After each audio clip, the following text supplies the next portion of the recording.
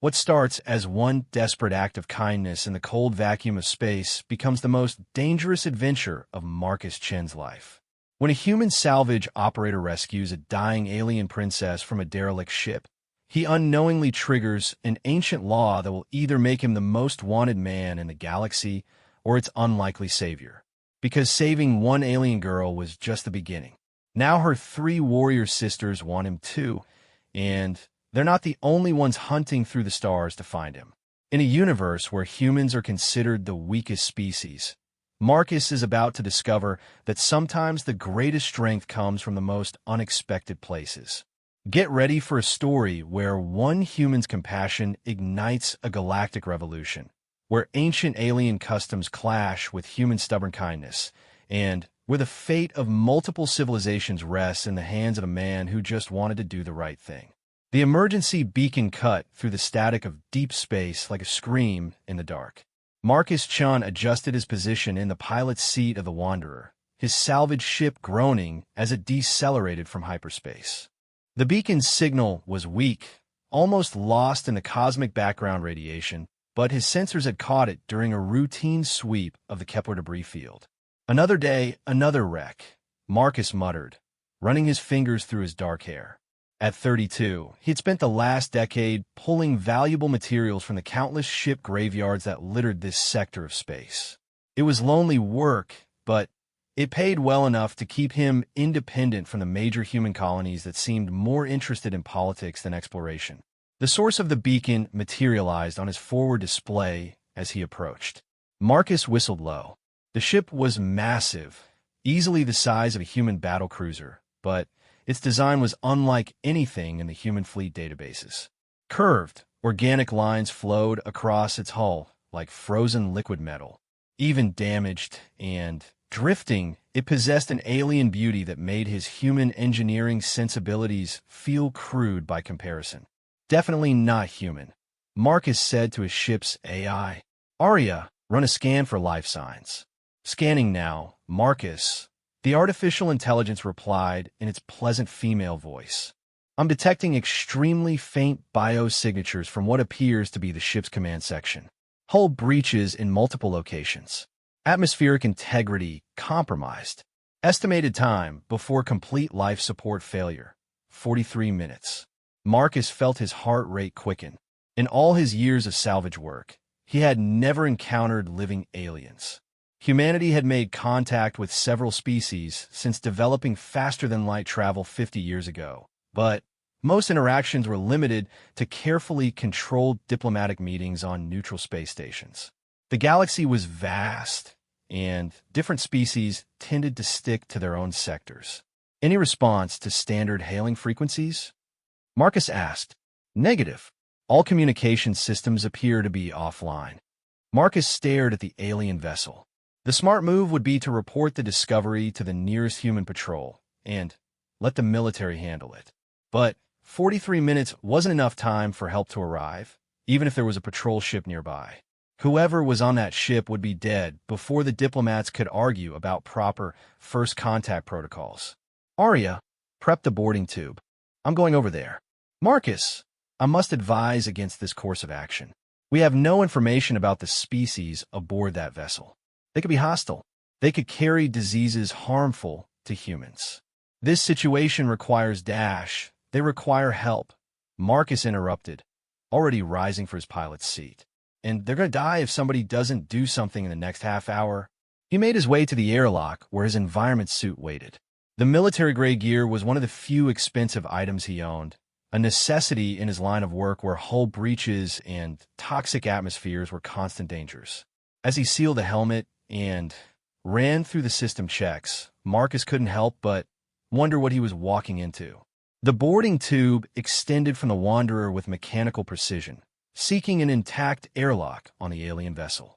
Marcus had to override several safety protocols to get the tube to interface with the foreign docking system, but eventually the seal indicators showed green.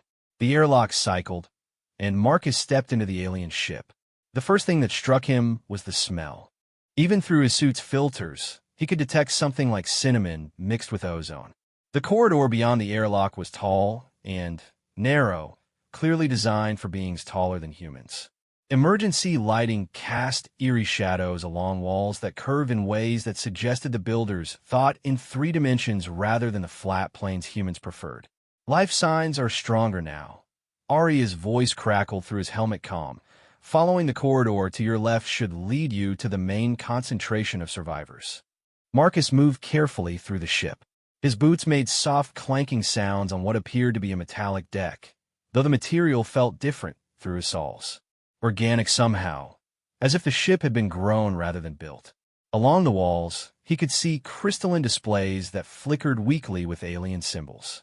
The corridor branched several times, but Arya guided him toward the life signs.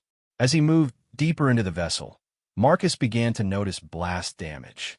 Scorch marks along the walls suggested energy weapon impacts. Whatever had happened to this ship, it hadn't been an accident. Marcus, I'm reading massive structural damage ahead. This section of the ship appears to have taken direct hits from military-grade plasma weapons. Warfare, Marcus said grimly. Somebody wanted this ship dead. He rounded a corner and found himself at the entrance to what was clearly the ship's command center. The room was a disaster. Crystalline control surfaces lay shattered on the deck. Sparks still fell from damaged overhead systems. And in the center of the room, near what must have been the captain's chair, lay 4 figures. Marcus's breath caught in his throat. The aliens were humanoid, but clearly not human. They were tall, probably 7 feet if standing, with elongated limbs and pale blue skin that seemed to shimmer in the emergency lighting. Their features were elegant, almost ethereal, with large eyes and high cheekbones. All 4 wore what appeared to be form-fitting uniforms in deep purple with silver accents. 3 of the 4 were clearly dead, their bodies twisted at unnatural angles. But the 4th stirred weakly as Marcus approached, and he could see her chest rising and falling in shallow breaths. Her eyes opened as Marcus knelt beside her. They were the most beautiful eyes he had ever seen, large and violet, with flecks of silver that seemed to catch the light. For a moment, they stared at each other across the vast divide of species, and Marcus felt something shift in his chest. Arya, medical scan of the survivor, he said quietly. Severe internal injuries consistent with blast trauma. Significant blood loss. Respiratory distress. Marcus, her life signs are failing rapidly. I estimate less than 10 minutes before cardiac arrest. The alien woman's lips moved, and Marcus leaned closer.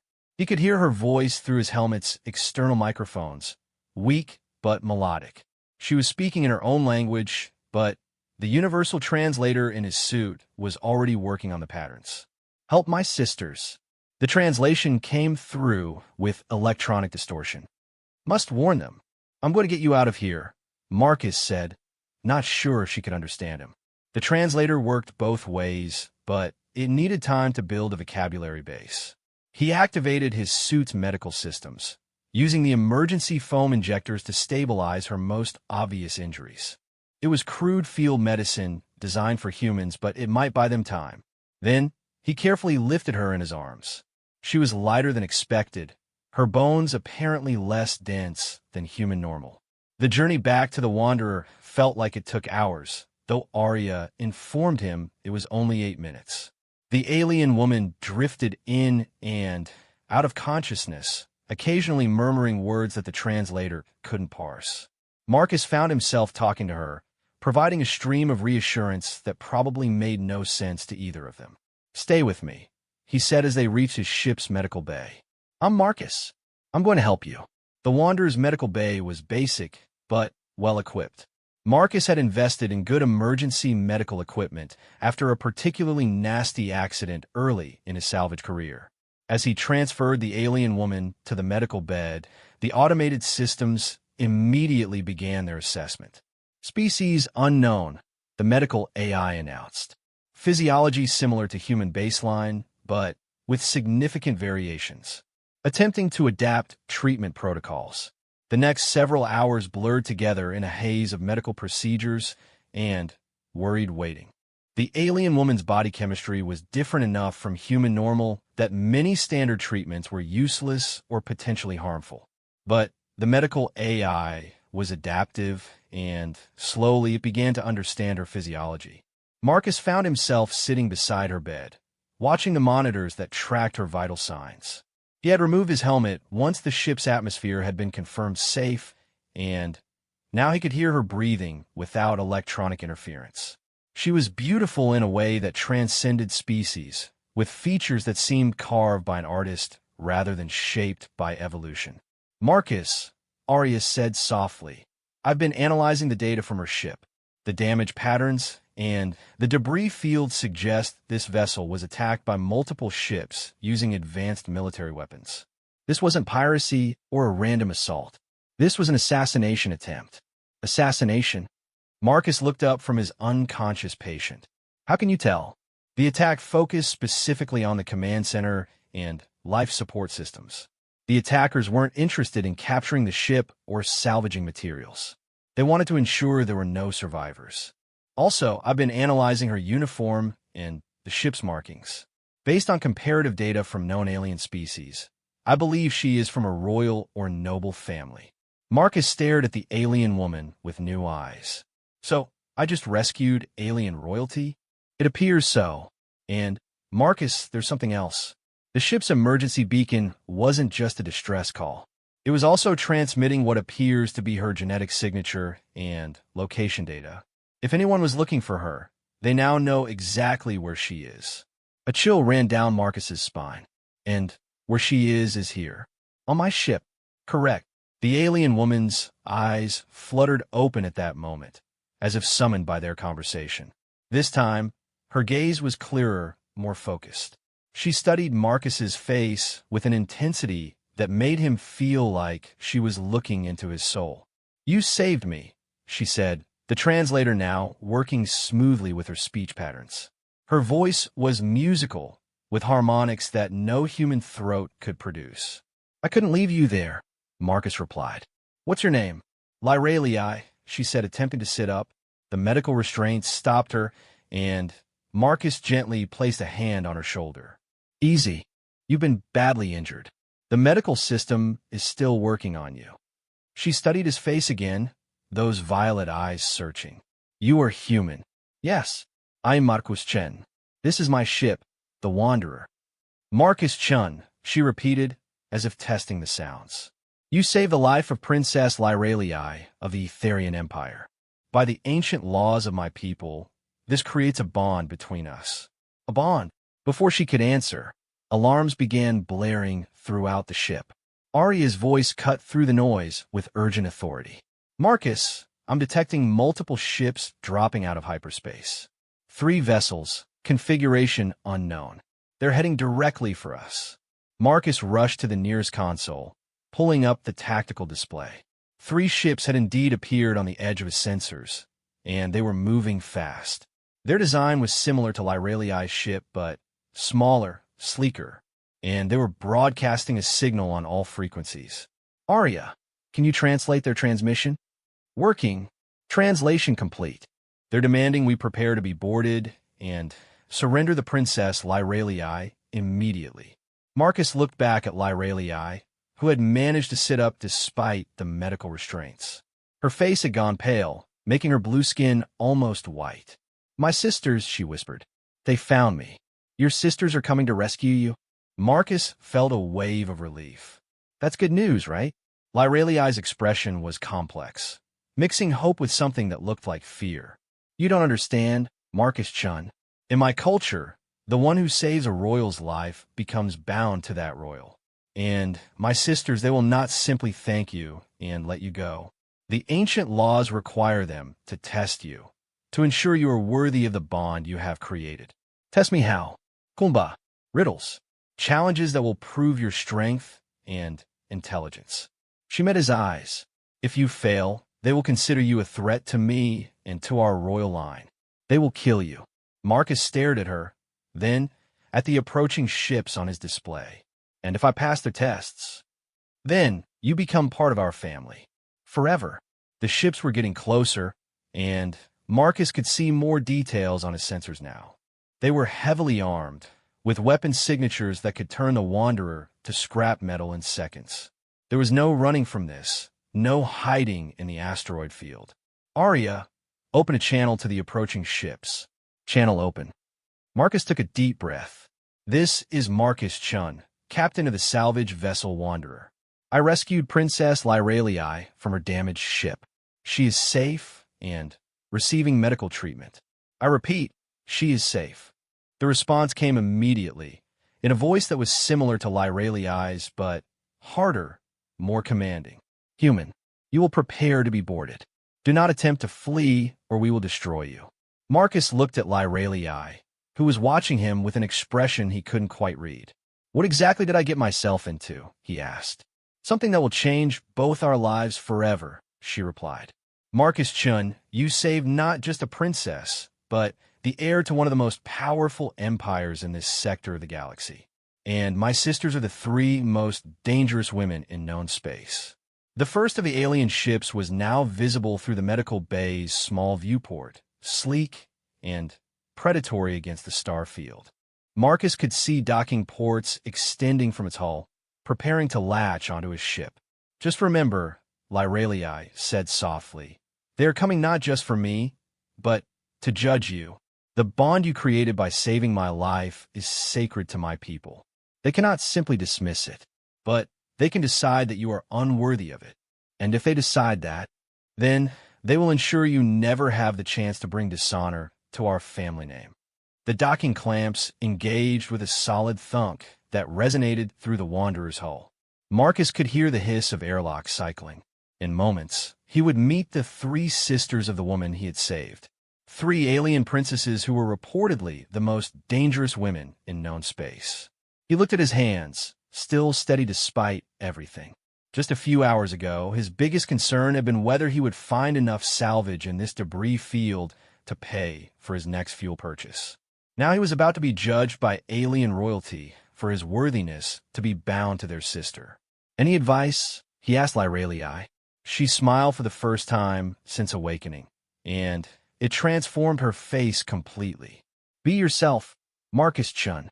You saved my life not for reward or recognition, but because it was the right thing to do.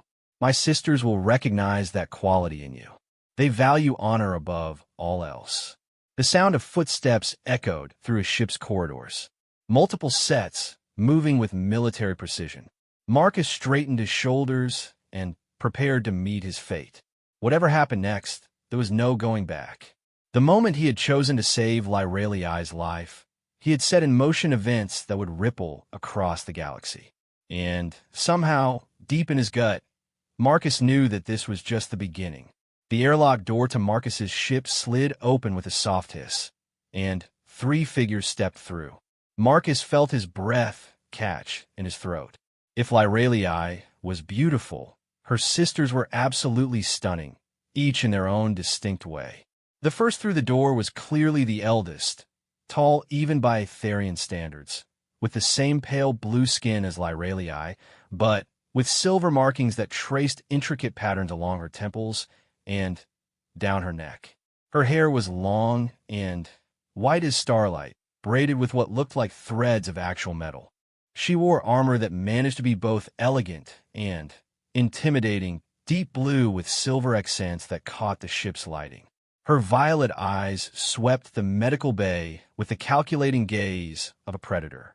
Behind her came the second sister, shorter but broader in the shoulders, with muscles that were clearly visible beneath her form-fitting black combat suit.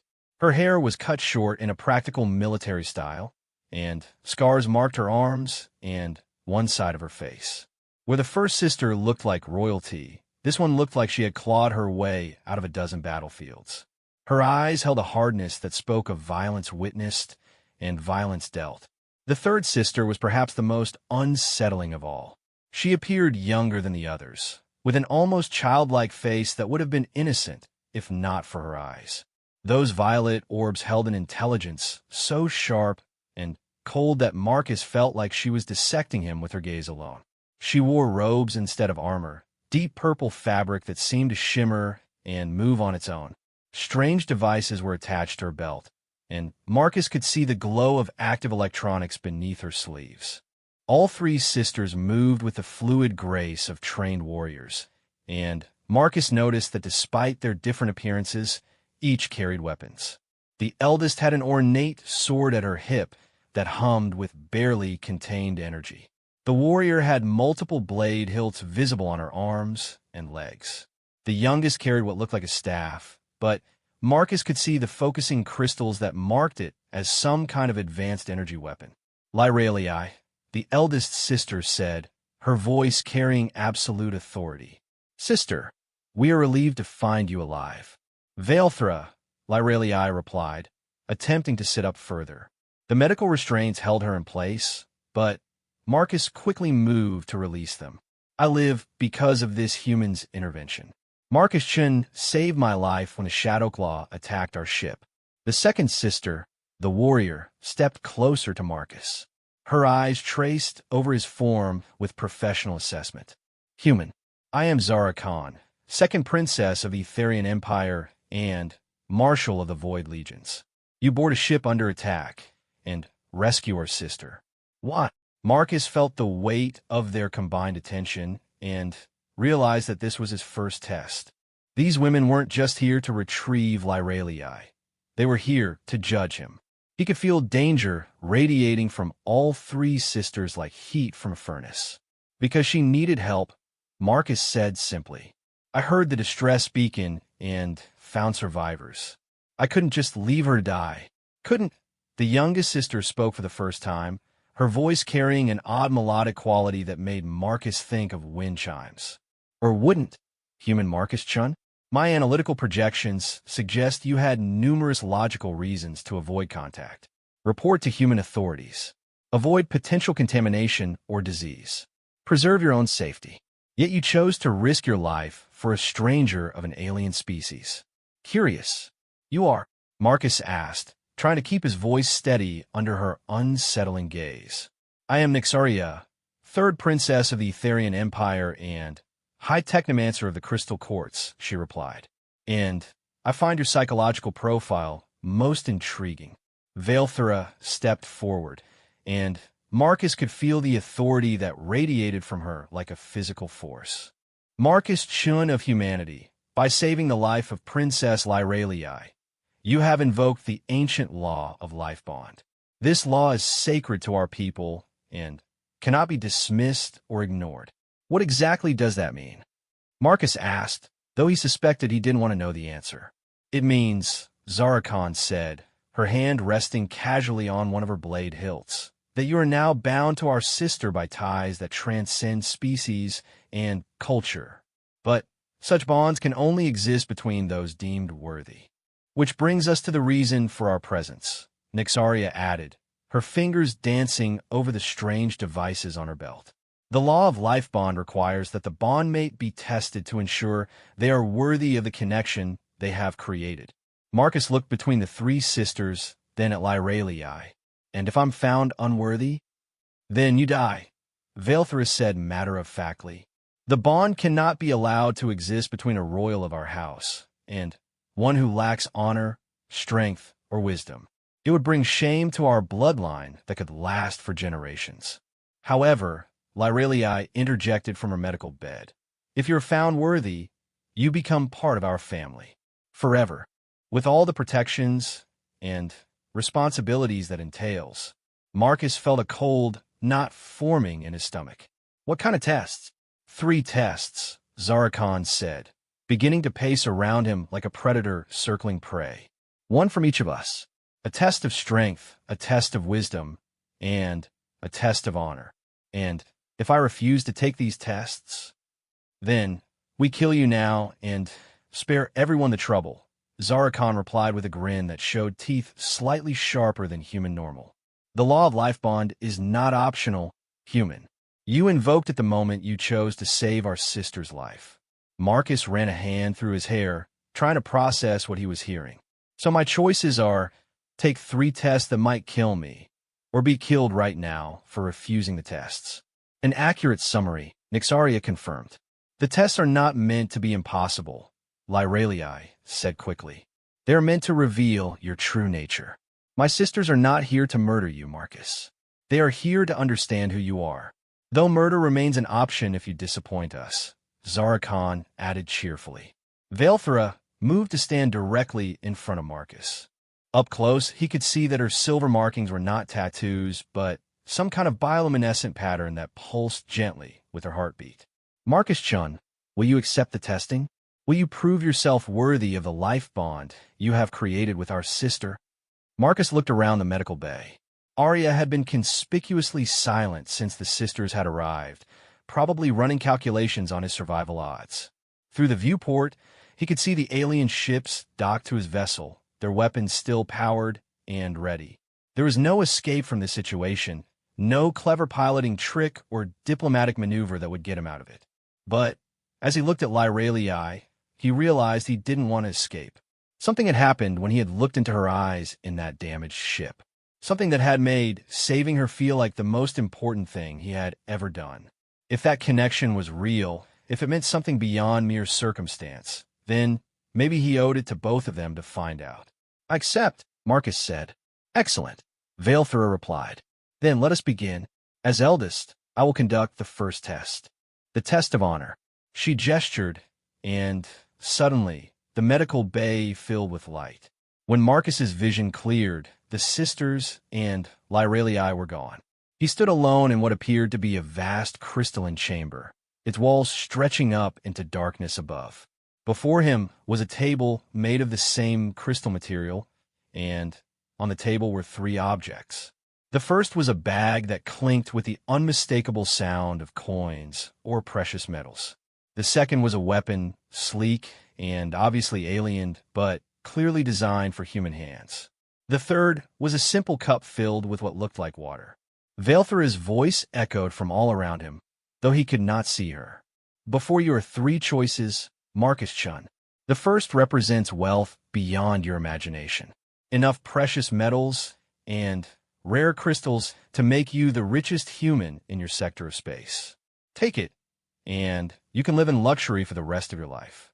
The bag seemed to glow with inner light, and Marcus could almost feel the weight of its contents. The second represents power, Velthra continued, a weapon from our most advanced technologies. With it, you could defend yourself against any threat, defeat any enemy. You would be among the most dangerous beings in known space. The weapon hummed with barely contained energy, and Marcus felt drawn to its elegant deadliness. The third represents sacrifice. It is simple water, but if you choose it, you will give up any claim to wealth or power. You will return to your life as it was, with no reward for saving our sister's life except the knowledge that you did what was right. Marcus stared at the three objects. It wasn't hard to figure out what this test was really about. The first two choices were temptations, offers of external rewards for his good deed. The third choice was about doing the right thing for its own sake, without expectation of reward. But as he reached toward the cup of water, something made him hesitate. This test felt too simple, too obvious. Velthra had called it a test of honor, but choosing the humble option over the flashy rewards felt more like a test of humility. There had to be more to it. Marcus stepped back and really looked at the three objects: the bag of wealth, the weapon of power, the cup of simple water. As he studied them, details began to emerge that he had missed before. The bag bore markings that looked like Etherian script. The weapon had engravings along its barrel. Even the cup had small symbols etched around its rim. Arya, Marcus said quietly. Can you still hear me? Yes, Marcus, his ship's AI replied, her voice seeming to come from everywhere and nowhere. I am monitoring your vital signs. You appear to be in some kind of holographic simulation aboard the eldest sister's ship. Can you translate the markings on these objects? Analyzing, the bag is marked with symbols indicating payment for services rendered. The weapon bears the inscription protection for the worthy. The cup is marked trust given freely. Marcus frowned. The inscriptions changed the meaning of the objects entirely. This wasn't about choosing humility over greed. This was about understanding what each choice represented in the context of his relationship with Lyralii and her family.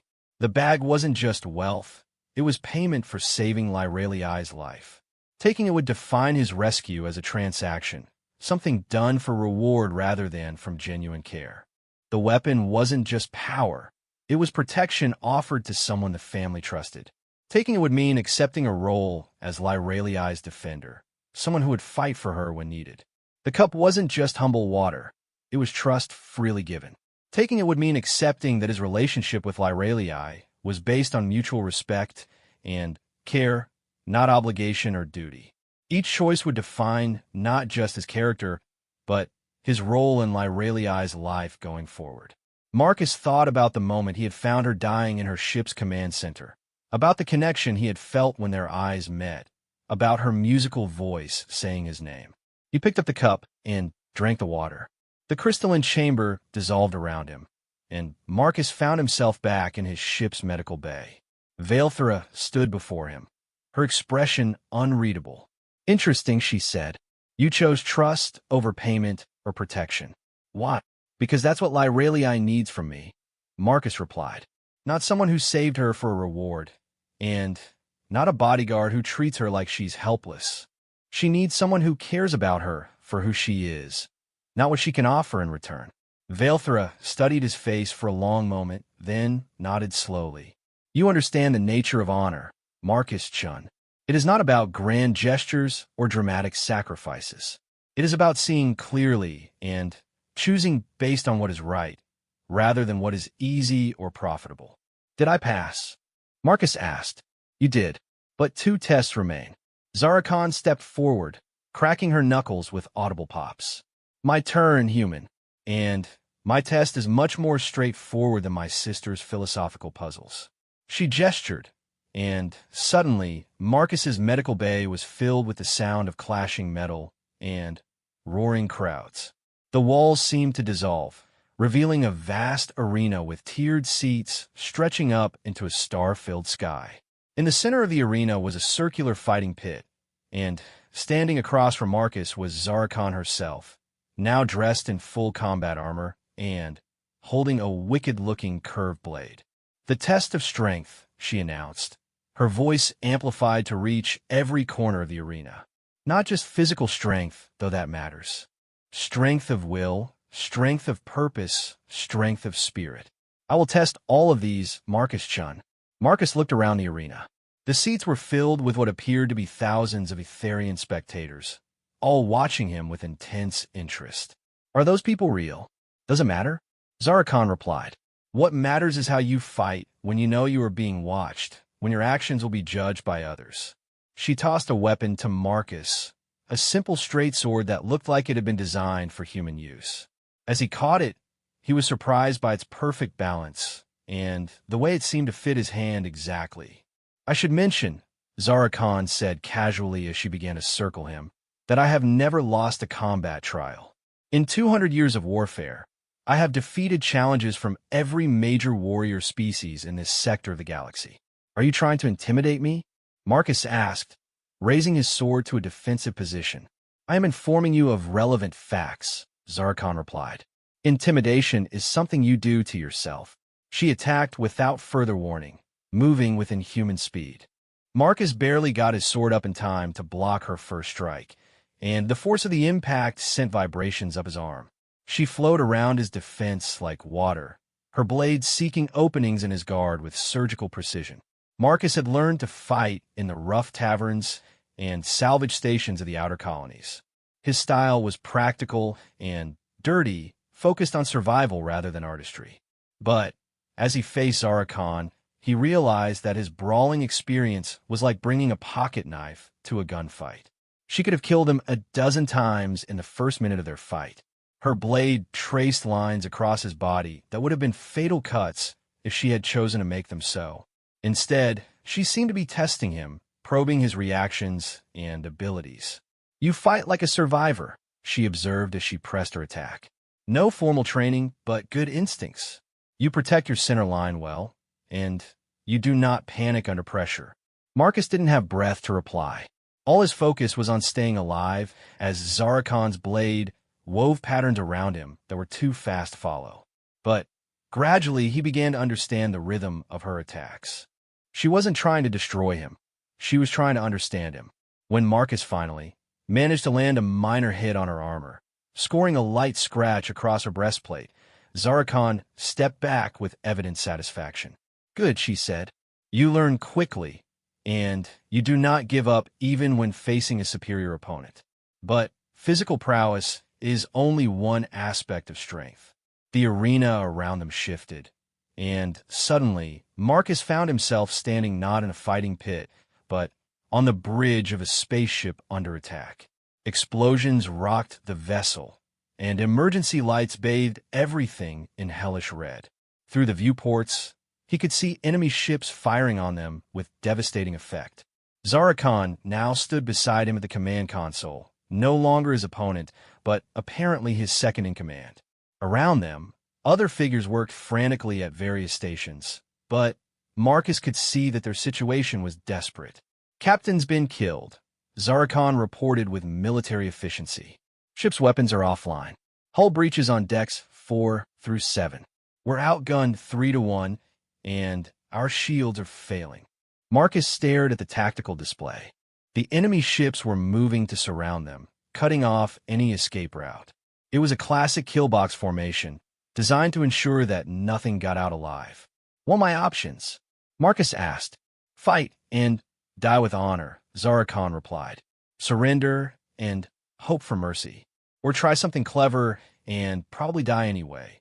Marcus studied the tactical display more carefully. The enemy formation was textbook perfect, but that also made it predictable. And their position in the asteroid field might offer opportunities that wouldn't exist in open space. "Arya," Marcus called. "Are you still monitoring?" "Yes, Marcus. I am analyzing the scenario parameters. This appears to be a historical recreation of a battle from Etherian military history. Can you identify the original outcome?" The defending ship was destroyed with all hands. The battle is considered a classic example of an unwinnable scenario. Marcus smiled grimly. "Good thing I'm not Etherian military." He turned to the navigation station. "Plot a course directly toward the largest asteroid in that cluster. Maximum acceleration." "Sir," the navigator replied with obvious confusion. "That will take us directly into the enemy formation, and the asteroid field is unstable. Any significant impact could trigger a cascade collapse." "That's what I'm counting on," Marcus said. "Zara Khan, can we redirect power from life support to engines?" "Yes, but we'll have maybe 10 minutes of breathable atmosphere." "That's all we need. Do it." The ship leaped forward with sudden acceleration, racing directly toward the enemy formation. The attacking ships opened fire, but Marcus's unexpected maneuver had caught them off guard. Instead of trying to escape the kill box, he was charging directly into it. "Engineering," Marcus called. "I need you to overload the plasma conduits in the port weapons array. Don't try to repair them. Just make them as unstable as possible." "Sir, that could cause a massive explosion." "I'm counting on it." "Do it now." As their ship raced toward the asteroid cluster, the enemy vessels moved to intercept. But Marcus's course took them directly through the center of the enemy formation, and the attacking ships had to choose between maintaining their positions or avoiding a collision. At the last moment, Marcus ordered the ship to ram the largest asteroid. The impact triggered exactly what he had hoped for, a cascade failure that sent chunks of rock flying in all directions.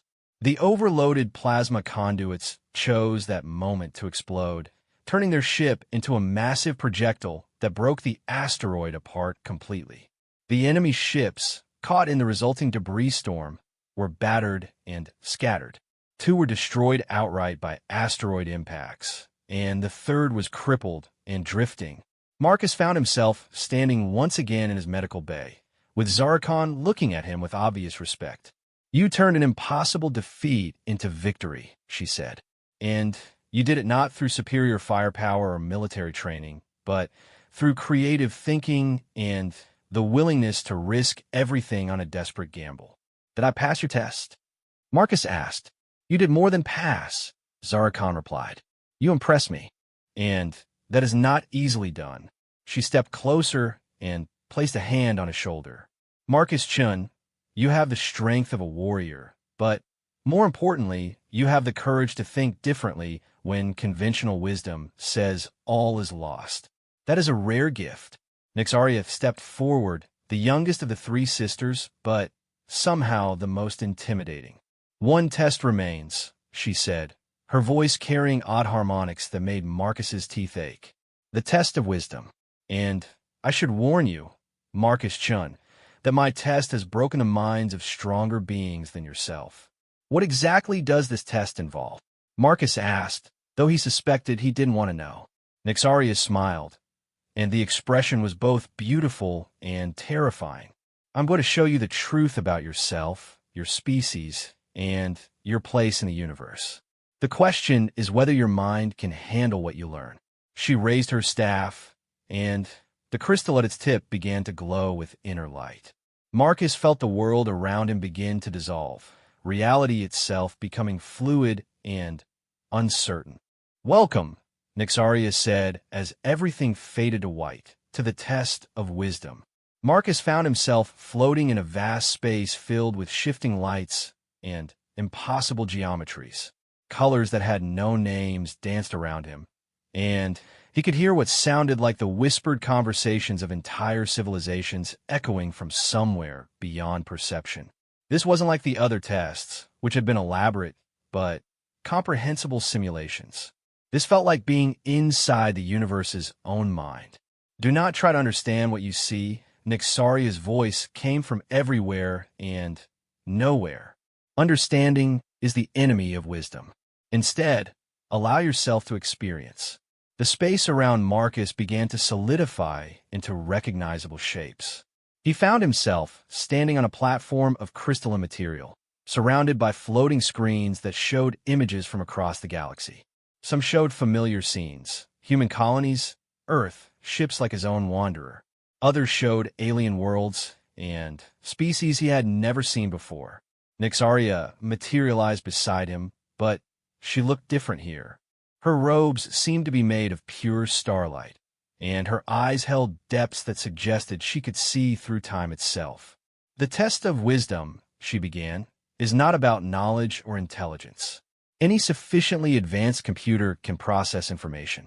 Wisdom is about understanding the connections between things, seeing the patterns that others miss, and making choices based on what you understand about the nature of existence itself. One of the floating screens moved closer to Marcus.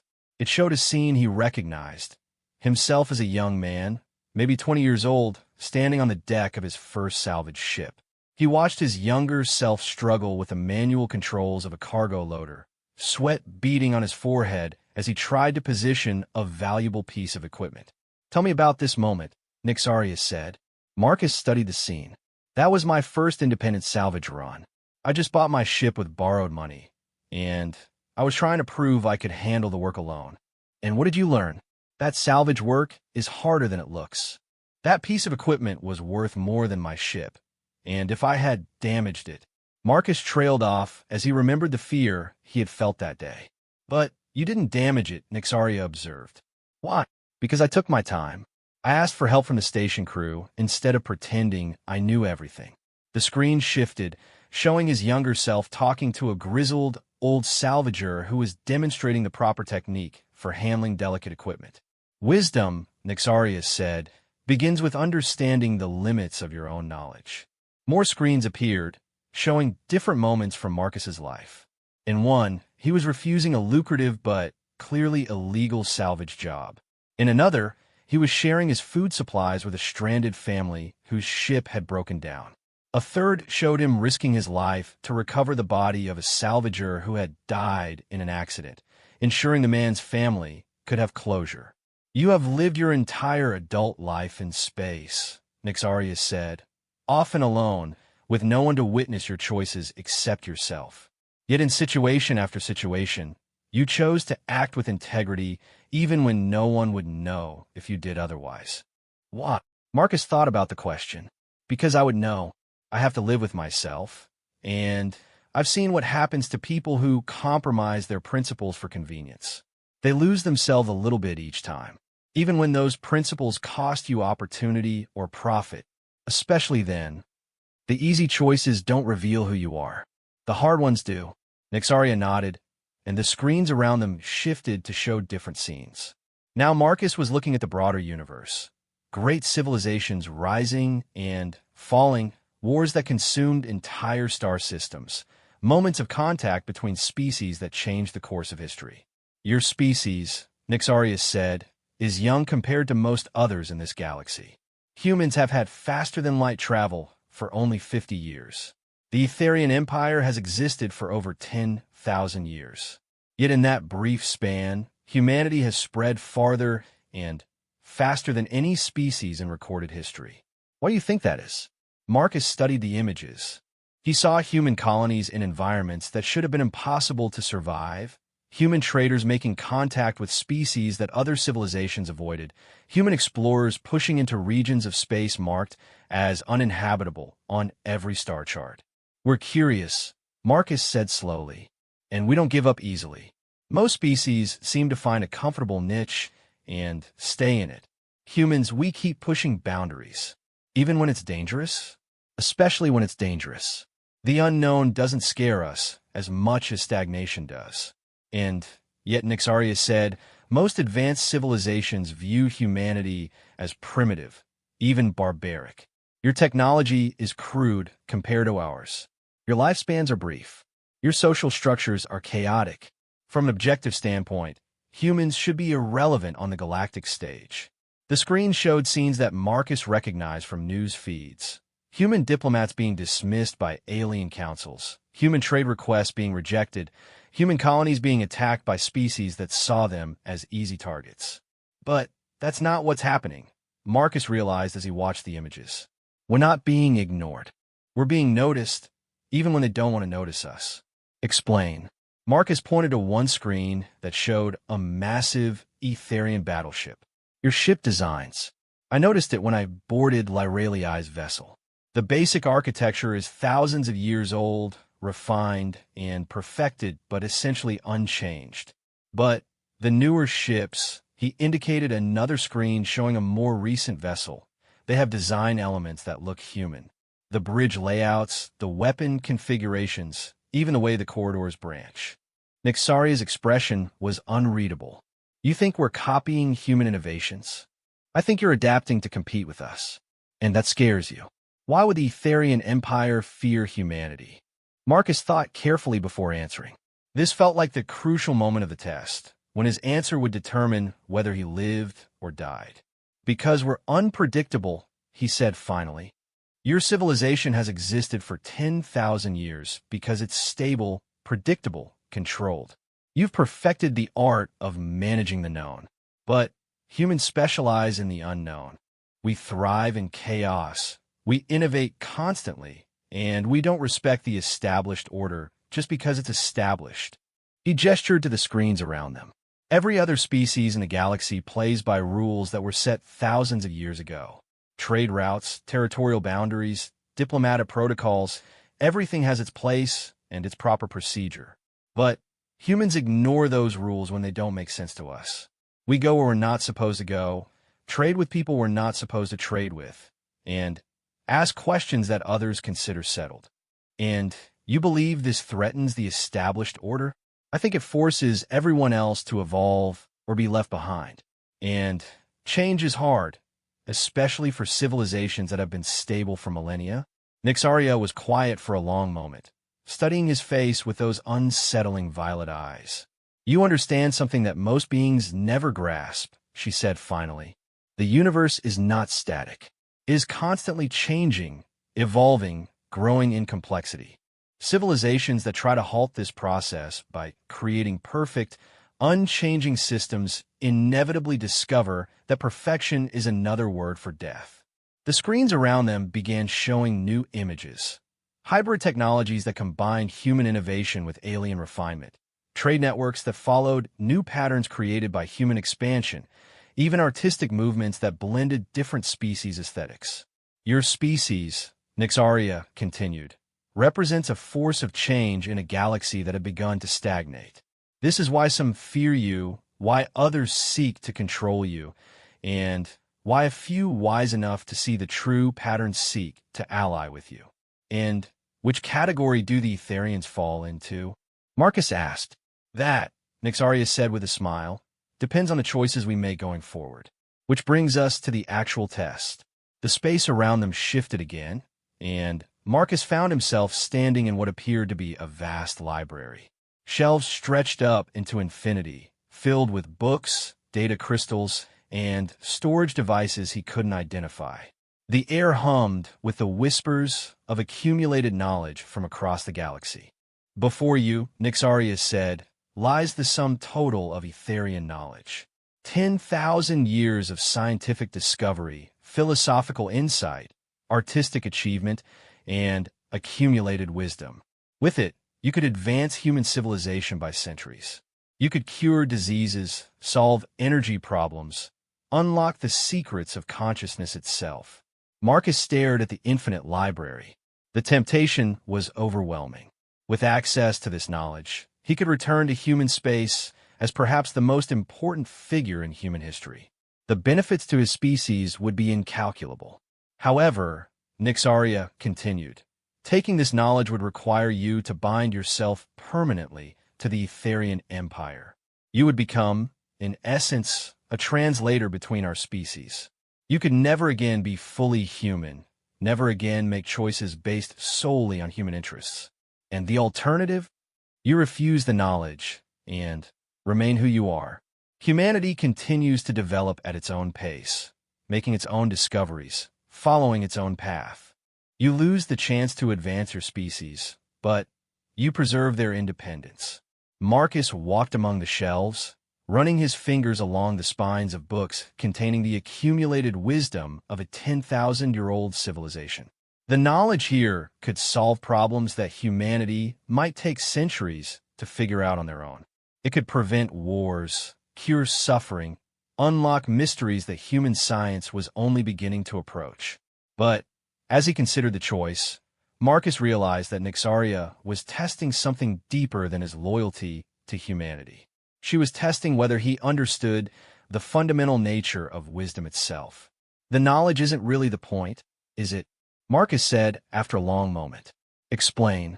This library represents the endpoint of Etherian development.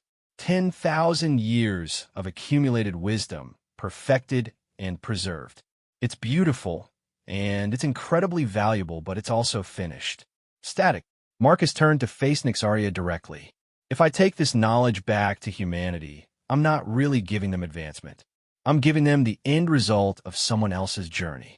The discoveries they make themselves, the mistakes they learn from, the unique path they follow, all of that gets replaced by the Etherian way of seeing the universe. And you believe that would be harmful? I think it would rob humanity of something essential. The struggle to understand the universe, to find our own answers to the big questions, that's not just about reaching the destination. The journey is what shapes who we become as a species. Marcus gestured to the infinite shelves around them. This knowledge is incredible, but it's Etherian knowledge. It reflects Etherian values, Etherian ways of thinking, Etherian solutions to problems. If humanity is going to contribute something unique to the galaxy, we need to develop our own understanding of the universe. Even if that development takes centuries, even if humans suffer and die from problems that this knowledge could solve immediately. It was a brutal question, and Marcus felt the weight of it. How many lives would his choice cost? How much suffering could be prevented if he just reached out and took what was offered? Yes, Marcus said quietly, because the alternative isn't really saving those lives. It's trading them for something that looks like progress, but is actually surrender. We become a client species dependent on Etherian knowledge, shaped by Etherian thinking. We might solve our immediate problems, but we lose the thing that made us worth saving in the first place. And what is that? Our independence, our ability to see the universe through human eyes and come up with uniquely human solutions. Our potential to contribute something new to the galactic community instead of just becoming very successful imitators. Nixaria was silent for a long time, studying Marcus with an expression he couldn't read. Finally, she nodded. Wisdom, she said, is understanding that some gifts are too costly to accept no matter how beneficial they appear on the surface. You have chosen to preserve your species' autonomy over advancing their immediate welfare. That is a choice that requires both tremendous insight and tremendous courage. The library began to fade around them, and Marcus found himself back in his ship's medical bay. All three sisters stood before him, and Lyralii was sitting up on the medical bed, watching with obvious concern. "The test of wisdom is complete," Nyxaria announced. "Marcus Chun has demonstrated understanding that transcends immediate gain and encompasses the deeper patterns that govern the development of civilizations." Veilthra stepped forward. "Marcus Chun, you have passed all three tests. You have shown honor in your motivations, strength in your actions, and wisdom in your choices. By the ancient laws of our people, you are deemed worthy of the life bond you created when you saved our sister." "What does that mean exactly?" Marcus asked. He felt drained by the experiences of the past few hours, and he wasn't sure his mind could handle any more revelations about ancient alien laws. "It means," Lyralii said, rising from the medical bed with careful movements, "that you are now considered a member of our family. Forever." Zarakhan grinned. "It means you're our brother now, human, and we protect our family." "It means," Nyxaria added, "that the Etherian Empire will consider any attack on you to be an attack on our royal house. You now have protection that extends across half the galaxy." "But it also means," Veilthra said with a more serious expression, "that you share in our burdens as well as our protections. The enemies of our house are now your enemies. The responsibilities of our bloodline are now your responsibilities." Marcus looked between the four sisters, trying to process what they were telling him. "I'm not sure I understand what my responsibilities would be." "Right now," Lyralii said, moving to stand beside him, "your main responsibility is to help us deal with the people who try to kill me. The attack on your ship wasn't random?" "Far from it," Zarakhan said grimly. "Our sister was returning from a diplomatic mission to the Terminus worlds. Someone wanted to ensure she never made it home to report what she learned." "What did you learn?" Marcus asked Lyralii. "That the Shadowclaw Empire has developed new weapons technology," she replied. "Weapons that could shift the balance of power in this entire sector of space. And they're planning to test them on human colonies." Marcus felt a chill run down his spine. "Why human colonies?" "Because humans are considered expendable by most major powers," Nyxaria explained with her characteristic bluntness. "If the Shadowclaw test their weapons on Etherian or Veltar worlds, they risk provoking a major war. But if they test them on human settlements, most species will condemn the attacks, but take no action," Veilthra finished. "Humans lack the alliances necessary to demand justice for such atrocities." "Until now," Lyralii said, taking Marcus's hand. "Because now the Etherian Empire has a reason to take action. An attack on human colonies would be an attack on our brother's people." Marcus stared at their joined hands, then at the faces of the four sisters. "You're talking about war." "We're talking about prevention," Zarakhan corrected. "The Shadowclaw believes they can act with impunity because humans lack powerful allies. If they learn that humanity now has the protection of the Etherian Empire, they may reconsider their plans. And if they don't reconsider, then we ensure they regret their choice," Zarakhan replied with a grin that was all teeth. Marcus thought about the human colonies scattered throughout this sector of space. Most were barely self-sufficient, with minimal defenses and no hope of resisting a major military attack. If the Shadowclaw was really planning to use them as test targets for new weapons, "What do you need me to do?" Marcus asked. "First," Veilthra said, "we need to get word to the human authorities about the threat. But it must come from you, as a human, or they will not believe it. Second," Nyxaria added, "we need to locate the Shadowclaw weapons testing facility.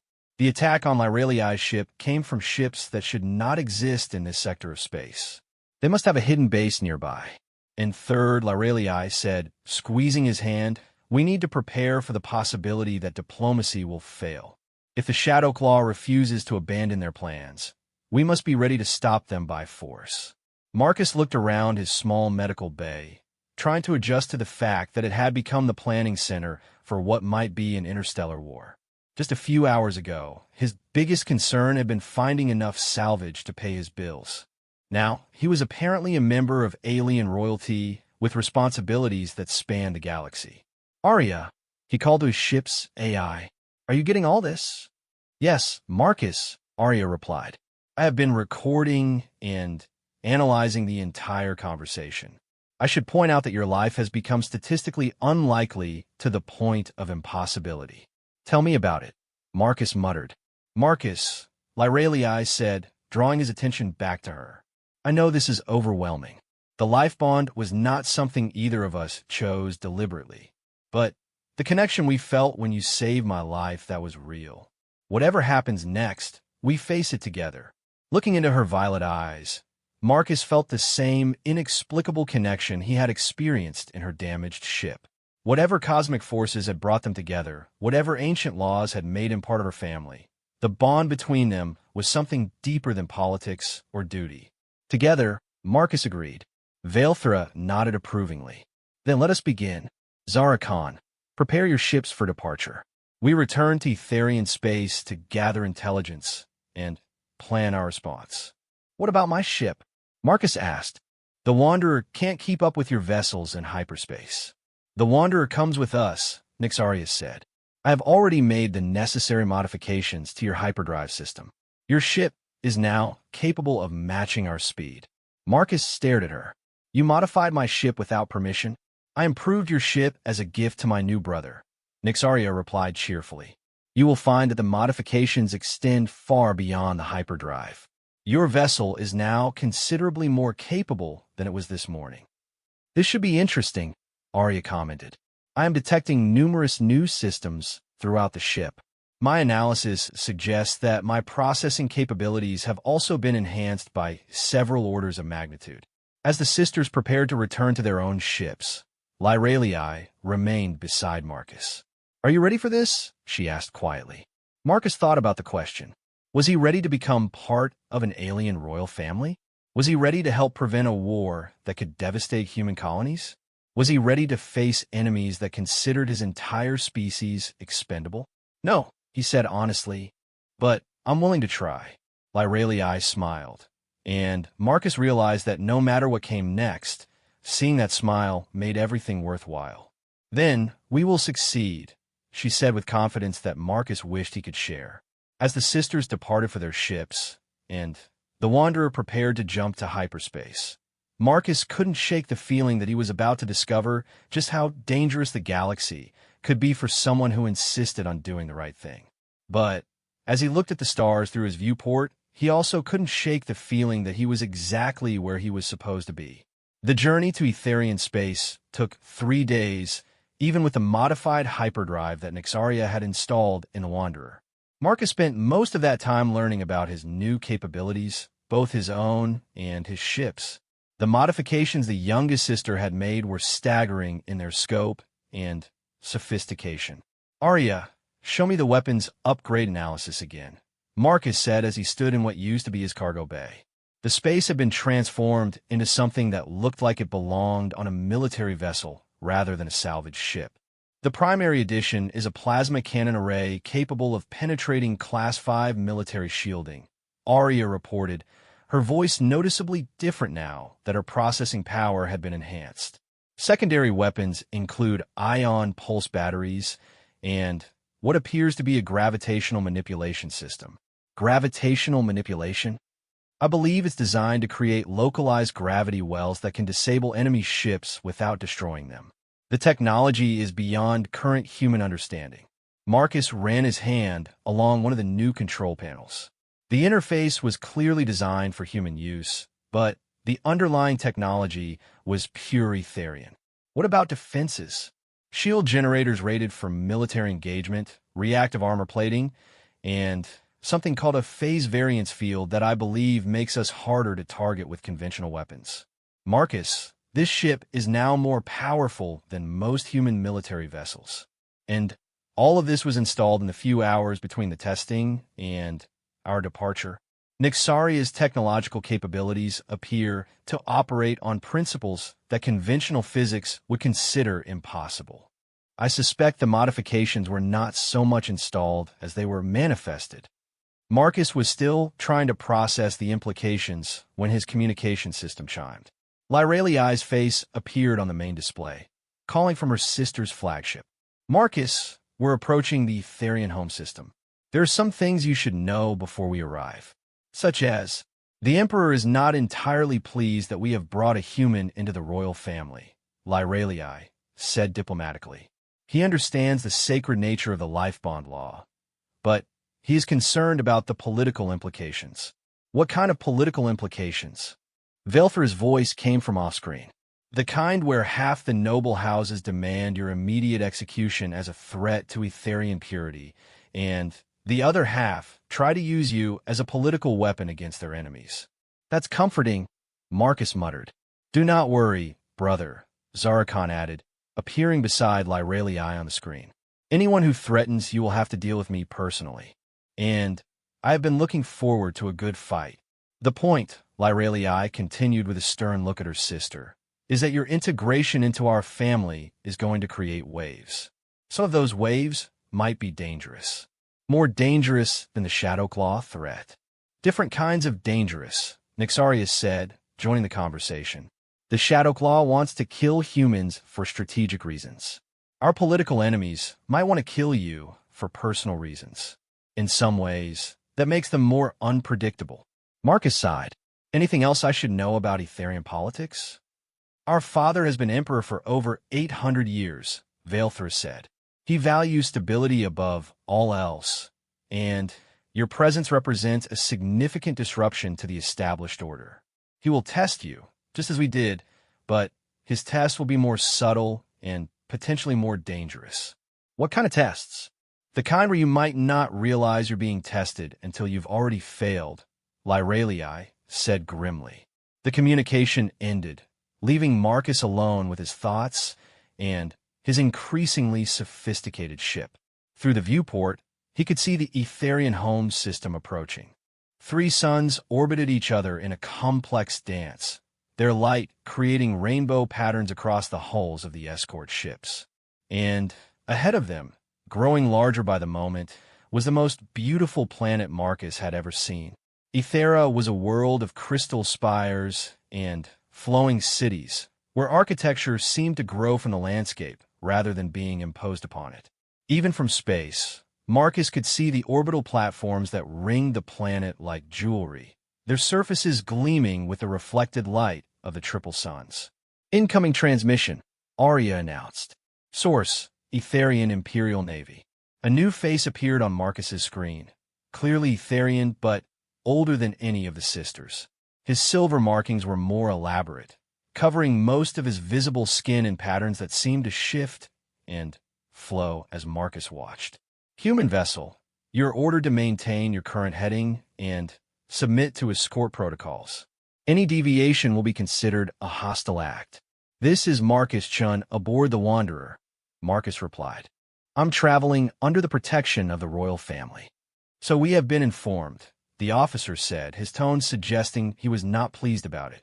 You will dock at Platform 7 and submit to security screening. Any weapons or contraband will be confiscated. Understood. The communication ended, but Marcus could feel the weight of hostile attention from the naval vessels surrounding his small ship. Being part of the royal family, apparently, didn't make him automatically welcome in Etherian space.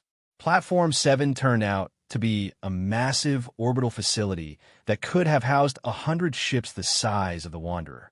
As Marcus guided his vessel into the assigned docking bay, he was impressed, despite himself, by the elegant efficiency of Etherian technology.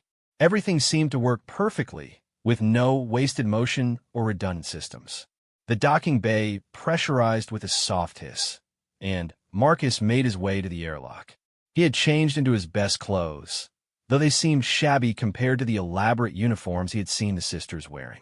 As the airlock cycled open, he was greeted by a reception committee that looked like it could have conquered a small planet. 6 Etherian guards in full military armor flanked a figure in elaborate robes who was clearly someone of importance.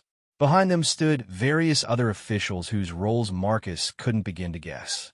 Marcus Chun of Humanity, the robed figure announced in a voice that carried absolute authority. I am Lord Chancellor Vextheron, First Minister to His Imperial Majesty. You will submit to scanning and questioning before being granted permission to enter Etherian space. I understood I was traveling under royal protection, Marcus said carefully. Protection does not grant exemption from security protocols, the Chancellor replied, especially for one whose mere presence threatens the stability of our empire. Marcus felt the guard's weapons tracking him as he stepped forward. How exactly does my presence threaten stability? By existing, the Chancellor said bluntly. The life bond law is ancient and sacred, but it was written in a time when contact between species was rare. No one anticipated that it might be invoked by an alien. One of the guards stepped forward with a scanning device that hummed with electronic activity. As it passed over Marcus's body, various lights flickered and data scrolled across its display. No weapons, the guard reported. No obvious cybernetic enhancements. DNA scan confirms human baseline with no genetic modifications. And yet he somehow passed the royal testing, the Chancellor mused. Most curious. If you have questions about my worthiness, Marcus said, feeling his temper beginning to rise, perhaps you should discuss them with the sisters who conducted the tests. Oh, I intend to, the Chancellor replied. But first, we must discuss what happens to you now that you are here. He gestured, and Marcus found himself surrounded by the guards. You will be housed in the secure wing of the palace while the Emperor decides how to handle your situation. You are not a prisoner, but you are also not free to wander unescorted. What about the Shadowclaw threat? Lyralii said. Princess Lyralii has reported her findings to the appropriate authorities, the Chancellor interrupted. That matter is being handled through proper channels. Your involvement is no longer required. Marcus felt a chill of realization. He was being separated from the sisters, isolated while the real decisions were made by others. I want to speak with Lyralii. The princess has duties to attend to. She will be informed of your arrival. The guards escorted Marcus through the platform and onto a shuttle that transported him to the planet's surface. As they descended through Ethera's atmosphere, Marcus got his first close look at the crystal cities. They were even more beautiful up close, with buildings that seemed to grow in organic curves and spirals. But he also noticed the defensive installations, the shield generators, the orbital weapons platforms. This was a world prepared for war. The Imperial Palace was a structure that defied easy description. It seemed to be carved from a single massive crystal, with chambers and corridors that spiraled through its interior like the chambers of a vast nautilus shell.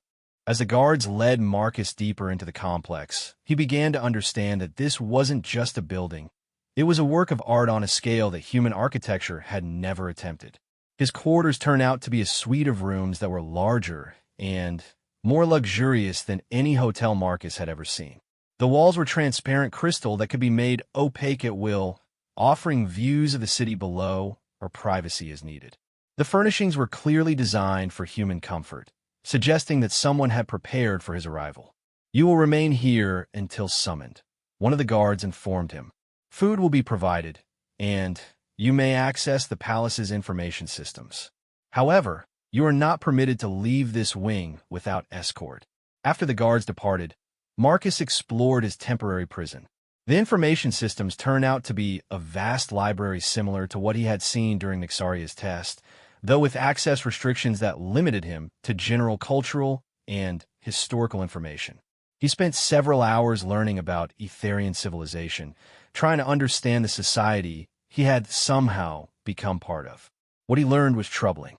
The Etherian Empire was indeed ancient and stable, but that stability was maintained through rigid social hierarchies and complex political protocols. The introduction of an alien into the royal family was more than just unusual. It was potentially revolutionary. As Marcus was reading about the historical precedents for life bonds, there were very few and none involved aliens. His door chimed. He looked up to see a figure in dark robes standing at the entrance to his quarters. Marcus Chun, the figure said, pushing back her hood to reveal an elderly Etherian woman with silver markings that covered her entire face in intricate patterns. I am Sage Valandra, advisor to His Imperial Majesty. We need to talk. About what? About the real reason the Shadowclaw attacked Princess Lyreliai's ship, and why your involvement in this matter may be the key to preventing a war that could destroy half the galaxy. Marcus gestured for her to enter. I was told that the Shadowclaw threat was being handled through proper channels. The proper channels are compromised, Valandra said bluntly. There are those within our government who benefit from conflict with the Shadowclaw. They see war as an opportunity to expand Etherian territory and influence. And you disagree? I believe that some problems cannot be solved through force alone. The Shadowclaw's new weapons technology represents a fundamental shift in the balance of power. If we respond with traditional military action, we will trigger an arms race that could destabilize the entire sector. Valandra moved to the window, looking out at the crystal city below. But there's another possibility, a diplomatic solution that could prevent war and potentially create a new alliance structure in this region of space. What does this have to do with me? Everything, she replied, turning back to face him. You represent something unprecedented in galactic politics, a bridge between species, not just between humans and Etherians, but potentially between all the various factions that are currently moving toward war. I'm a salvage operator, not a diplomat. You are someone who's been accepted by Etherian royalty despite being alien, who has passed tests that were designed to break minds stronger than yours, and who has shown the wisdom to